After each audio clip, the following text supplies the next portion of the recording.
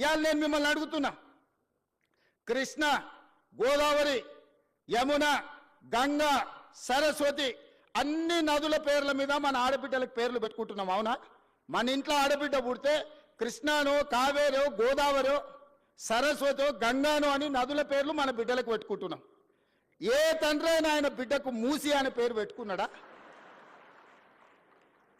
ఇన్ని నదుల పేర్లు, పవిత్రమైన నదుల పేర్లు మన ఆడబిడ్డలకు పెట్టుకున్నప్పుడు మూసి అనే రివర్ పేరు ఏ తండ్రి అయినా బిడ్డకు పెట్టుకున్నాడా? ఎందుకు పెట్టుకోలే? ఆ మూసి కంపు కొడుతుంది కాబట్టి, మూసి మురిగిపోయింది కాబట్టి, మూసిలో విషం చిమ్ముతున్నది కాబట్టి, ఆ విషము, ఆ కంపు, ఆ మురికి మా బిడ్డల పేర్లు పెట్టుకోవద్దని తల్లిదండ్రులు ఏదైతే అనుకుంటున్నారో ఆ మూసి మురికిని ప్రక్షాళన చేయాలనుకుంటున్నా నేను. ఆ మూసిని నిర్మాణం చేయాలనుకుంటున్నా నేను. ఎందుకు యమున, సరస్వతి, గంగా, కావేరి పేర్లు పెట్టుకున్నప్పుడు మూసి అనేందుకు మన బిడ్డలకు పెట్టుకోకూడదు? ఆ మూసిని అద్భుతంగా నిర్మించినప్పుడు తప్పకుండా తల్లిదండ్రులు వాళ్ళ బిడ్డల పేర్లు మూసి అని పెట్టుకుంటారు. అంత అద్భుతమైన నిర్మాణం మనం చేసుకుందాం.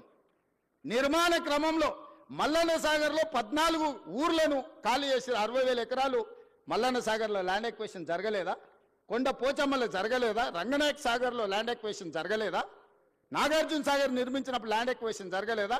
శ్రీశైలంలో మా కొల్లాపూర్ మునిగిపోతే 92 జీవో ఇచ్చి ఇప్పటికి ఇంకా ఉద్యోగాలు ఇవ్వని కేసులు పెండింగ్ ఉన్నాయి. శ్రీశైలం కట్టినప్పుడు నిర్వాసితులు కాలేదా? ఇవాళ మూసి నిర్మాణం చేస్తే కూడా కొన్ని వేల మంది, 5,000 మందో 10,000 కుటుంబాల్లో నిర్వాసితులు అయితే నిర్వాసితులను ఎట్లా ఆదుకోవాలో సలహా చెప్పండి అని నేను అడుగుతున్నా.